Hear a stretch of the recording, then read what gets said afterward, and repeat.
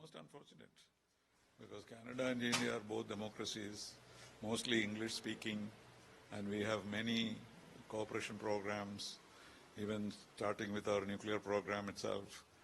And now trade agreement was about to be reached. So it is a very important relationship. And such an event in our relationship is most unfortunate. First and foremost, it will affect our community in Canada. And they have been living there for years together. And also now there are students going particularly from Kerala, large numbers to Canada. Because Canada was promoting their education in India. They were, unlike other countries, there was no difficulty in getting visas. And the costs are also a little less than in the United States. So it has attracted a lot of people to Canada. And it's a critical time when they are settling down, looking for homes, etc., etc. If there is a general feeling of animosity towards India, that will reflect. And we may have to deal with some of these people who want to come back, etc. That is one part. But our relationship is substantial in terms of trade, in terms of economic cooperation, in terms of scientific cooperation. But of course it has happened, even a more terrible thing had happened when an Air India plane was bombed. It was proved that it was the Khalistani terrorists who did that.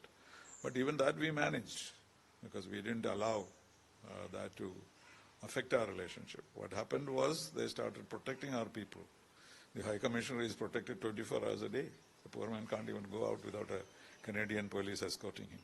So it has been going on for a long time. Some incidents have taken place. But the igniting point was the farmers' strike. Because the farmers' strike was an entirely Indian problem.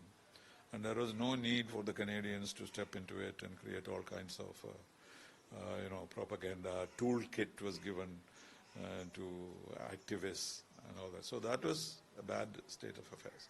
But after the strike was over, then things were getting back to normal.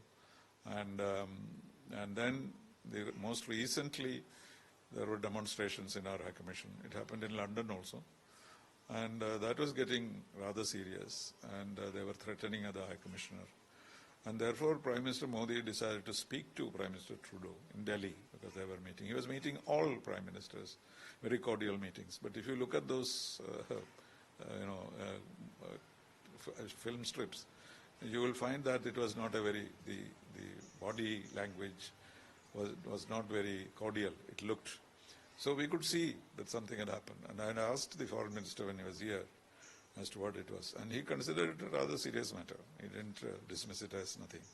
But he said that we are not going to accept this kind of treatment to our people and also against the sovereignty of the country. And that was made very clear to the Prime Minister. And so he didn't go back very happily from here. On top of it, the poor man had to stay back for 2 days in Delhi because his plane developed some snags. So after that, for him to go and make in the parliament a statement like this, expelling a diplomat is very normal. We are always expelled and brought back. But to say that India was behind the death of this terrorist is unthinkable for India. We are not into that kind of business. We are not countries which use espionage for interfering in other people's countries. So that they should have avoided. It could have been a private discussion. But to make it public will take it little time to heal these wounds. And that will be sad.